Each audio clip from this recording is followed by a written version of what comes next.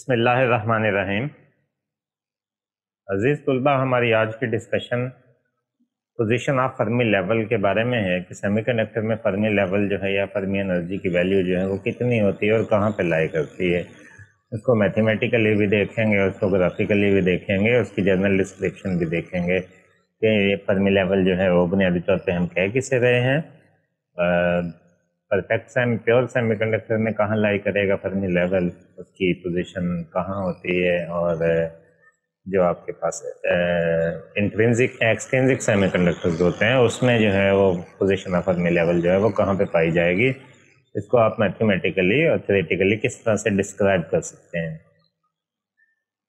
तो सबसे पहले थोड़ा सा इंट्रोडक्शन देखते हैं फर्मी लेवल के बारे में कि फर्मी लेवल किसे कहते हैं, उसकी क्या डेफिनेशन आप कर सकते हैं और फर्मी लेवल की पोजीशन की क्या इम्पोर्टेंस है। तो फर्मी लेवल की पोजीशन से हमें पता चलता है कि कोई भी सेमीकंडक्टिंग मटेरियल जो है वो इलेक्ट्रिकली कितना कैपेबल है, उसको कितनी एनर्जी रिक्वायर्ड है। अगर आप चाहते हैं कि उसके इलेक्ट्रॉन जो है वो कंडक्शन बैंड में चले जाएं, वो कितना कंडक्ट करेगा। तो पोजीशन ऑफ फर्मी लेवल से आमतौर पर बैंड गैप की मेजरमेंट जो है वो की जाती है।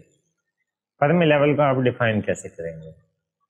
So the highest energy level that an electron can occupy at absolute zero temperature is known as Fermi level. तो इलेक्ट्रॉन्स जो पॉसिबली जिनकी वजह से फाइनली कंडक्शन होनी है, उनकी जो हाईएस्ट एनर्जी लेवल है, वो जो हाईएस्ट एनर्जी ऑक्युपाई करते हैं, उस हाईएस्ट लेवल को हम फर्मी लेवल कहते हैं। Fermi level generally lies between valence and conduction band. Because at absolute zero temperature the electrons are all in the lowest energy state. तो ये एक जनरल पोजीशन है एक प्योर मटेरियल के लिए, और ये एक्सपेक्ट किया जाता है कि फर्मी लेवल जो है वो वैलेंस और कंडक्शन बैंड के दरमियान में लाई करेगा। एंड इसके अलावा जो सेमीकंडक्टिंग मटेरियल है उसमें पोजीशन ऑफ फर्मी लेवल बहुत सारी डिफरेंट चीज़ों के ऊपर जो है वो डिपेंड करती है, जो हमारी आज की डिस्कशन में हमने सीखना है। और इसके अलावा हमने फार्मूलिज्म डेवलप करना है फर्मी लेवल के बारे में, दोनों तरह के सेमीकंडक्टिंग मटेरियल, प्योर के लिए भी और एक्सट्रिंसिक या डोप सेमीकंडक्टर के लिए भी। तो चलें देखते हैं जी कि किस तरह से आप पोजीशन ऑफ फर्मी लेवल जो है वो फाइंड आउट कर सकते हैं।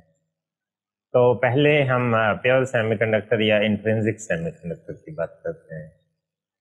तो इंट्रिंसिक सेमीकंडक्टर के अंदर आप जानते हैं कि नंबर ऑफ इलेक्ट्रॉन्स जो इसमें पाए जाते हैं और जो number of holes valence band में पाए जाते हैं, इनकी तादाद इक्वल होती है। N I is equal to P I से हमने मैथमेटिकली उसको मेंशन किया है, और एन आई और पी आई की वैल्यू हम अपने प्रीवियस लेक्चर में concentration of electrons and holes in semiconductor में फाइंड आउट कर चुके थे। वही वैल्यू आपने यहाँ पे मेंशन भी की है।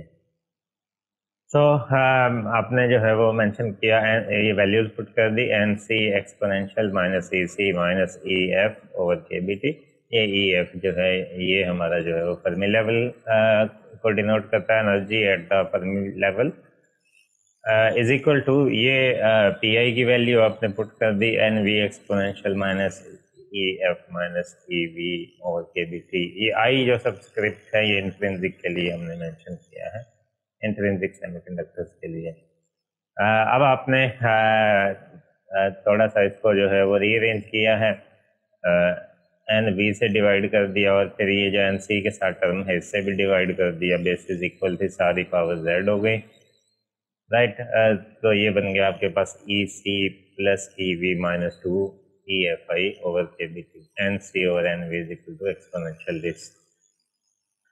एन सी और एन वी कॉन्स्टेंट्स थे, इनकी वैल्यू जो है वो हमने पहले डिफाइन की भी थी। आपके रेफरेंस के लिए मैंने यहाँ पे दोबारा लिखी है, ये एन सी की वैल्यू है आपके पास, मेरे पॉइंटर पे नोट कीजिएगा, और ये एन वी की वैल्यू है आपके पास। एन सी आपका जो है वो इलेक्ट्रॉन के लिए था और एन वी होल्स के लिए। तो इस रिलेशनशिप से हमें फर्दर क्या इंफॉर्मेशन मिलेगी? तो एन सी और एन वी की वैल्यूज को पुट करते हैं on the left hand side. N C और एन वी की चूँकि आपने रेशो लेनी है, तो उसकी रेशो जब लेंगे तो आप देखें सारी वैल्यूज जो है वो इक्वल हैं सिवाय मैस के। जो इफेक्टिव मास है एन सी में जो है आपके पास जो है वो बचेगा एम एन स्टेरिक, और एन वी में आपके पास बचेगा एम पी स्टेरिक पावर 3/2 दोनों के लिए। तो जब आप इसकी रेशो लेंगे तो लेफ्ट हैंड साइड पे आपके पास ये वैल्यू बचेगी M N asterisk over M P asterisk power 3/2, और right hand side as it is आपने लिख दी है। अब इस एक्सपोनेंशियल को रिमूव करने के लिए आपने दोनों साइड पे इसका जो है वो लॉग ले लिया है। So this will be L N M N asterisk M P asterisk power 3/2 is equal to this, right. अब इसको जो है आप के बी टी से मल्टीप्लाई कर दें, के बी टी जो है वो भी इधर आ जाएगा, और फिर आपने इसको जो है वो चूँकि आप फाइंड आउट करना चाहते हैं पोजीशन ऑफ फर्मी लेवल, तो इसको आप रीअरेंज करें टू फाइंड 2EFI, और चूँकि आपको सिर्फ EFI चाहिए है तो आप 2 से भी डिवाइड कर देंगे, तो इस इक्वेशन को लिखा जा सकता है EC plus EV/2 minus KBT by 2 ln this. अब इस रिलेशनशिप को देखें तो इसमें दो टर्म्स बनती हैं। अब ये जो पहली टर्म है इसकी EC प्लस EV/2, इस टर्म को अगर आप देखते हैं तो ये बताता है कि जो एनर्जी है EC ये बुनियादी तौर पे bottom of the conduction band है, और EV top of the conduction band है। तो पहली टर्म आपको क्या करती है, बैलेंस बैंड का टॉप और कंडक्शन बैंड के बॉटम की जो एनर्जी है उनको ऐड करती है, उनको 2 से डिवाइड करती है, तो आप मिड पॉइंट पे आ गए, इन दोनों के दरमियान बैंड गैप के सेंटर में आ गए। दूसरी टर्म जो है वो इसमें स्लाइट वेरिएशन लेके आएगी, ठीक है। जो सेकंड टर्म है वो मेक श्योर करती है कि आपका फर्मी लेवल जो है वो एग्जैक्टली 100% जो है वो सेंटर में लाई नहीं करता। जनरली जब हम कहते हैं तो उस सूरत में हम ये अज्यूम करते हैं कि इफेक्टिव मास ऑफ इलेक्ट्रॉन और होल जो है ये आपस में अगर इक्वल रख लिए जाए, एम पी स्टेरिक और एम एन स्टेरिक जो है इनको आपस में इक्वल रख लिया जाए, तो ये बन जाएगा ln1 और log1 जो है वो 0 के बराबर होता है, तो सेकंड टर्म जो है वो 0 हो जाएगी। उस सूरत में आप कहेंगे कि energy level exactly EC plus EV/2 के बराबर है, ठीक है। तो इस सूरत में हम कहेंगे कि जो लेवल है वो मिड पॉइंट में जो है वो लाई करता है। लेकिन क्या वाकई इन दोनों की जो इफेक्टिव मासेस हैं वो इक्वल होती हैं? तो आमतौर पे हम ये पहले भी स्टडी करके आए थे कि इलेक्ट्रॉन ज़्यादा मोबाइल होता है as compare to that of hole. तो इसलिए होल की इफेक्टिव मास इलेक्ट्रॉन की इफेक्टिव मास से रिलेटिवली थोड़ी सी ज़्यादा ही होती है। तो अगर इनकी इफेक्टिव मास में फ़र्क है तो फिर ये जो सेकेंड टर्म है ये आपको स्लाइट नॉन ज़ीरो वैल्यू ज़रूर देगी। तो इसकी जो स्लाइट नॉन ज़ीरो वैल्यू है वो डिपेंड करेगी मुख्तलिफ फैक्टर्स पे, जैसे इफेक्टिव मासेस हैं या टेम्परेचर है। तो टेम्परेचर के साथ भी वेरिएशन आ सकती है, और ये जो रेशो है इफेक्टिव मासेस की इससे भी डिफरेंस आ सकता है। तो अगर आप कंपेयर करें इलेक्ट्रॉन और होल के इफेक्टिव मास को डिफरेंट सेमीकंडक्टिंग मटेरियल के लिए, तो आपके पास ये एक चार्ट मौजूद है, ठीक है। जो जर्मेनियम के लिए ये जो रेशो है ये बनती है 0.12, सिलिकॉन के लिए बनती है 0.26 पर इलेक्ट्रॉन, और गैलियम आर्सेनाइड एक कंपाउंड फॉर्म में सेमीकंडक्टिंग मटेरियल के लिए बनती है 0.067, ठीक है। और इसी तरह अगर आप होल्स के लिए देखें तो वो इलेक्ट्रॉन के मुकाबले में आपको हर जगह थोड़ी थोड़ी ज़्यादा नज़र आएगी। तो इसका मतलब सेकंड टर्म की कंट्रीब्यूशन है, और अगर सेकंड टर्म की कंट्रीब्यूशन है तो इसका मतलब जो आपके पास आपका फर्मी लेवल है वो एग्जैक्ट मिड में नहीं लाई करेगा, बल्कि एक स्लाइट उसमें वेरिएशन जो है वो मौजूद होगी, और उसका जो काज है, उसका जो मकसद है वो कहाँ से आई है, वो difference in the effective mass of electron and hole की वजह से है, सेकंड टर्म से है, ठीक है। अक्सर आप जब पढ़ते हैं तो हम सेकंड टर्म को जो है वो इग्नोर कर देते हैं, स्पेशली आमतौर पे मेटल्स के लिए देखते हैं, या आप प्योर सेमीकंडक्टर के लिए देखते हैं। तो सेमीकंडक्टर आप सेकंड टर्म को जो है वो इग्नोर करते हैं। जर्नली आपको लिखा हुआ मिलेगा कि जो फर्मी लेवल है that lies exactly between valence and conduction band, ठीक है। लेकिन अगर आप इसका डीप एनालिसिस करेंगे तो आपको स्लाइड डिफरेंस जो है वो उसमें नज़र आएगा कि थोड़ी सी डेविएशन फ्रॉम द सेंटर जो है वो मौजूद होती है। अब बात कर लेते हैं Fermi level of extrinsic semiconductors. तो उन्हीं इक्वेशंस से शुरू करते हैं जो कि प्रीवियसली आपके पास थी। कंसंट्रेशन के लिए ये कंसंट्रेशन ऑफ इलेक्ट्रॉन के लिए है और ये कंसंट्रेशन ऑफ होल के लिए है in the valence and conduction band respectively. अब यहाँ पे जो है वो हमने लॉ ऑफ मास एक्शन जो है वो अप्लाई करना है। आपने इनकी रेशियो लेनी है N not over P not. ठीक है, एन नॉट और पी नॉट लेना है और साथ में आपने एन नॉट से मल्टीप्लाई और डिवाइड भी कर दिया। आप किसी इक्वेशन को किसी एक ही चीज़ से मल्टीप्लाई और डिवाइड कर दें तो उस इक्वेशन पे कोई फ़र्क नहीं पड़ता है। तो अगर इक्वेशन पे जो है वो कोई फ़र्क नहीं पड़ता तो फिर उसको एज इट इज़ लिखा जा सकता है। तो इसकी जो ऊपर वाली टर्म है वो तो बन जाएगी एन नॉट स्क्वायर और डिनोमिनेटर बनेगा एन नॉट पी नॉट। तो इस पे आपने जो है वो law of mass action apply किया, N not P not is equal to N I square.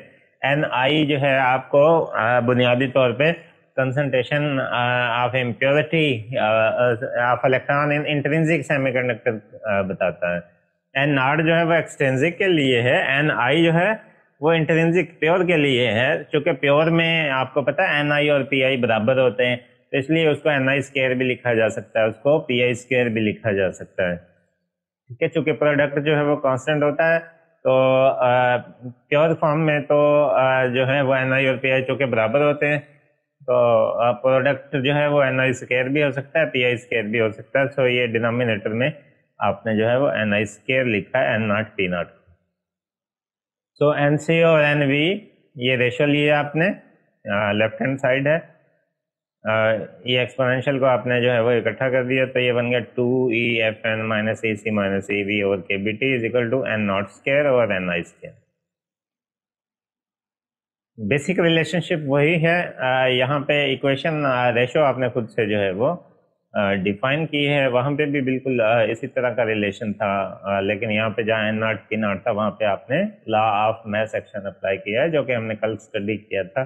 जो प्रोडक्ट ऑफ इलेक्ट्रॉन और होल है वो चाहे इंट्रिंसिक सेमीकंडक्टर हो या एक्सट्रिंसिक सेमीकंडक्टर हमेशा कांस्टेंट रहता है। आपने स्टडी किया था N not P not is equal to N I square is equal to P I square. Right, so इस इक्वेशन को आगे लेके चलते हैं। तो इस इक्वेशन में जो है वो आपने रिलेशनशिप यूज करना है एन सी और एन वी का is equal to exponential this. N C और एन वी की वैल्यू ये जो शुरू में हमने फाइंड आउट की थी वो भी पुट कर दिया आपने। ये देखिए ये वैल्यू पहले से मौजूद थी इस इक्वेशन में, ये वाली। ठीक है, एन सी और एन वी की प्रीवियसली जो आपने कैलकुलेट की थी आपने वहां से उठाई है। तो हाँ, इनको आप सॉल्व कर लें, इकट्ठा कर दें, बेसिस इक्वल हैं, पावर जेड हो जाएंगी। ठीक है, इसका आप एलसीएम ले लेंगे KBT तो ये बनेगा 2EFN minus EFI is equal to N not square और एन आई स्क्वायर। ठीक है, सो दोनों साइड पे स्क्वायर रूट ले लेंगे तो ये बन जाएगा एन नॉट और N I is equal to exponential EFN minus EFI over KBT। अब EFN जो है वो एन टाइप सेमीकंडक्टर के लिए है और EFI position of Fermi level है इंट्रिंसिक सेमीकंडक्टर में। ठीक है, सो एन नॉट की जो वैल्यू है concentration of electrons in N type semiconductor is equal to N I concentration of electrons in pure semiconductor exponential this. अगर ये दोनों फर्मी लेवल इक्वल हो तो ये टर्म 0 हो जाएगी, समथिंग पावर 0 1, तो दोनों की कंसंट्रेशन जो है वो बराबर हो जाएगी। तो अगर कंसंट्रेशन बराबर हो तो इसका मतलब ये हुआ कि वो प्योर सेमीकंडक्टर है वो एक्सट्रिंसिक बना ही नहीं है। अगर वो एक्सट्रिंसिक है तो इसमें आपको स्लाइड डिफरेंस जो है वो मिलेगा, और अगर आपको जो है वो स्लाइड डिफरेंस मिलेगा तो इसका मतलब ये होगा कि एक्सट्रिंसिक सेमीकंडक्टर में position of Fermi level different place पे आपको मिलेगी as compare to intrinsic semiconductor. ठीक है, so this is for the electron. So अगर आप देखें since number of electron in N type semiconductor N naught is greater than extrinsic semiconductor N I, तो इससे ये साबित होता है कि EFN should be greater than EFI। ठीक है, यानी कि हम ये कहेंगे कि ई एफ एन चूँकि ई एफ आई से ज़्यादा है, तो ई एफ आई तकरीबन जो है हम कहते हैं कि वो मिडल में लाया करता है बैंड गैप के। तो ई एफ एन चूँकि उससे ज़्यादा है तो it lies towards the bottom of the conduction band. तो हम कहेंगे कि एन टाइप सेमीकंडक्टर में जो फर्मी लेवल है that is closer to the bottom of the conduction band lie करता है। तो ये हमारी एक फाइंडिंग है एन टाइप सेमीकंडक्टर के लिए कि एन टाइप का सेमीकंडक्टर सेंटर से ऊपर लाई करता है, near the bottom of the conduction band, यानी closer to the conduction band lie करता है। इसी तरह की रिलेशनशिप जो है वो होल्स के लिए भी आप जो है वो फाइंड आउट कर सकते हैं। तो you can write P not is equal to P I exponential E F I minus E F P over K B T. ये आपके पास जो है वो रिलेशनशिप आएगा। सिमिलर कैलकुलेशन करनी है जैसे कि हमने इलेक्ट्रॉन्स के लिए की थी। अब आप जानते हैं कि जो नंबर ऑफ होल्स हैं पी टाइप सेमीकंडक्टर में वो प्योर सेमीकंडक्टर से ज़्यादा होते हैं। तो फिर ई एफ आई की वैल्यू जो है वो ई एफ पी से ग्रेटर होगी। तो E F P P type material में पोजीशन ऑफ फर्मी लेवल है। अगर ये ई एफ आई से नीचे लाया करता है, ई एफ आई ऑलमोस्ट मिडल में लाया करती है, तो ये अगर उससे नीचे लाया करता है, उससे कम वैल्यू रखता है, तो ये near the top of the balance band होगा। तो हम कह सकते हैं कि Fermi level in P type semiconductor is more closer to the balance band. ठीक है, एन टाइप में it lies closer to the conduction band और पी टाइप सेमीकंडक्टिंग मटेरियल में it lies closer to the valence band. अब exact position अगर आपने mathematically find करनी हो तो उसके लिए आपको थोड़ी सी मजीद जो है वो कैलकुलेशन करनी पड़ेगी। उसमें दो चीज़ें जो हैं वो आपको फाइंड आउट करनी पड़ेंगी कि जितने आपने इम्प्योरिटी आइटम ऐड किए हैं वो सारे आयनाइज्ड हैं, उनके इलेक्ट्रॉन जो है वो कंडक्शन बैंड में जा चुके हैं। ठीक है, ये सिर्फ आप एन टाइप के लिए कर रहे हैं, उसी से जो है फिर आप एक्सपेक्ट कर लेंगे पी टाइप सेमीकंडक्टर के लिए भी। And concentration of donor and acceptor electron is greater then the intrinsic semiconductor.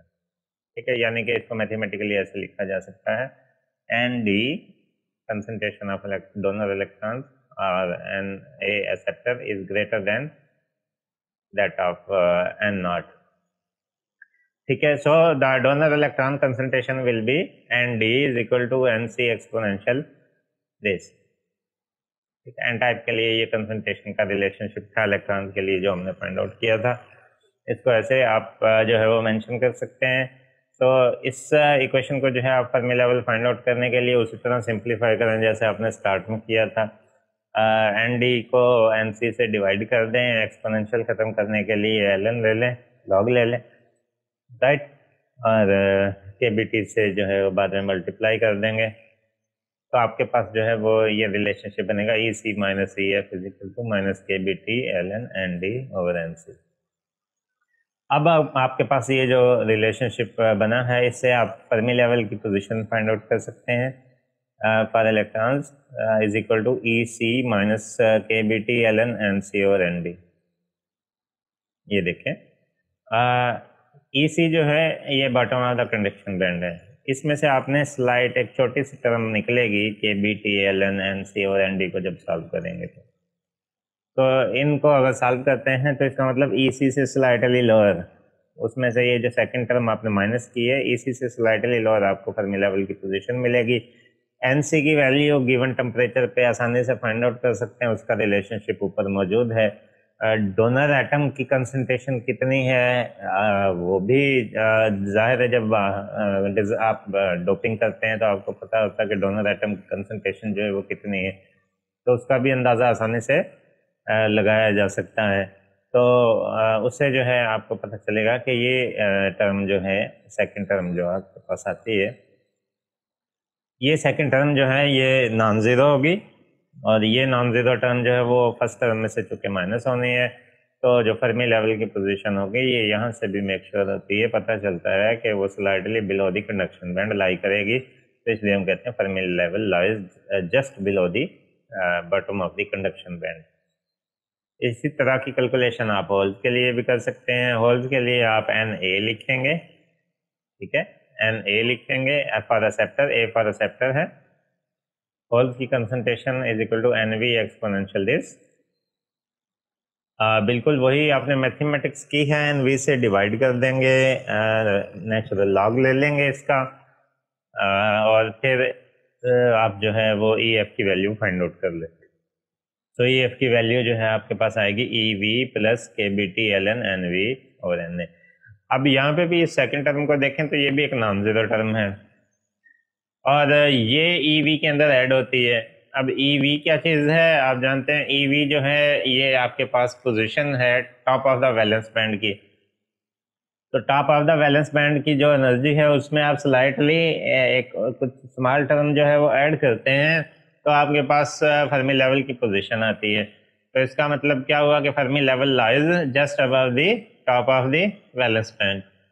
ठीक है, तो यहाँ से भी पोजीशन क्लियर होती है कि जो एक्सट्रिंसिक सेमीकंडक्टर्स हैं उसमें position of the Fermi level generalised नहीं है, बल्कि वो डिपेंड करेगा कि आप किस तरह की इम्प्योरिटी ऐड करते हैं। अगर आप एन टाइप इम्प्योरिटी ऐड करते हैं तो जो पोजीशन ऑफ फर्मी लेवल है वो सेंटर से ऊपर चली जाएगी नियर द कंडक्शन बैंड, और अगर आप पी टाइप इम्प्योरिटी ऐड करते हैं तो जो पोजीशन ऑफ फर्मी लेवल है वो सेंटर से नीचे आ जाएगी near the top of the valence band. ठीक है, सो पोजीशन ऑफ फर्मी लेवल जो है वो नेचर ऑफ इम्प्योरिटी के हिसाब से जो है वो वेरी करेगी। अगर एन ए और एन डी जो है वो इक्वल हो, ये एक जो है वो जर्नलाइज्ड केस है। अगर एन ए और N D concentration of electron और होल दोनों हैं एक साथ, दोनों की डोपिंग कर दी, आपने पेंटावेलेंट की भी और ट्राईवेलेंट की भी, और कंसंट्रेशन आपने जो है वो इक्वल रखा है, तो इससे आपका मटेरियल जो है वो दोबारा से इंट्रिंसिक सेमीकंडक्टर के तौर पे जो है वो काम करेगा, क्योंकि जितने वैलेंस बैंड में होल्स होंगे उतने ही कंडक्शन बैंड में आपके पास जो है वो इलेक्ट्रॉन्स होंगे।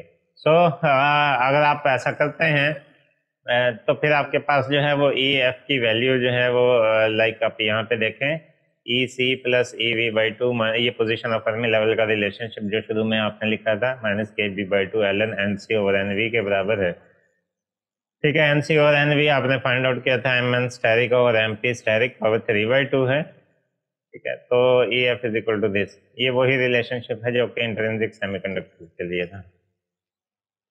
तो उस सूरत में आपका रिलेशनशिप जो है वो चेंज होके अगेन इंट्रिंसिक सेमीकंडक्टर के रिलेशनशिप में चेंज हो जाता है अगर आप एन ए या एन डी के की जगह जो है सिंपली एन सी जो है वो लिख देते हैं, क्योंकि कंसंट्रेशन जो है वो इक्वल है। तो इस तरह ये जो आपने जनरल रिलेशनशिप लिखा है ये तीनों केसेस के लिए जो है वो आपको अकोमोडेट करता है, चाहे एन टाइप सेमीकंडक्टर हो चाहे पी टाइप सेमीकंडक्टर हो, ठीक है, या चाहे प्योर सेमीकंडक्टिंग मटेरियल आपके पास हो, right. So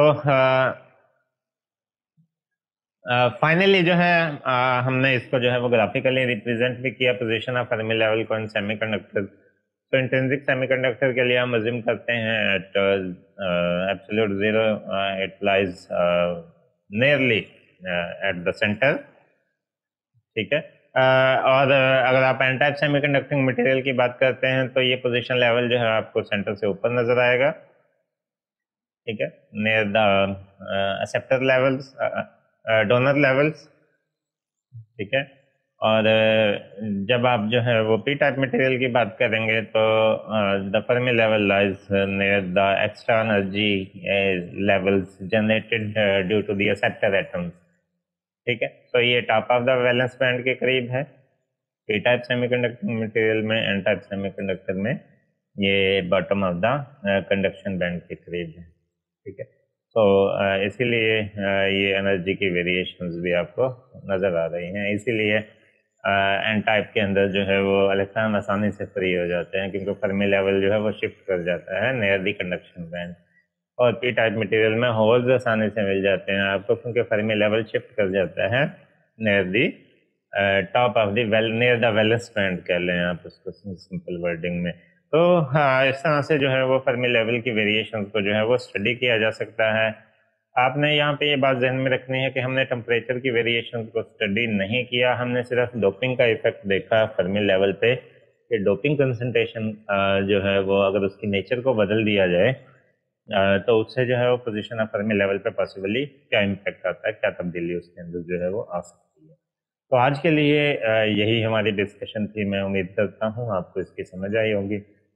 thank you very much students for your attention.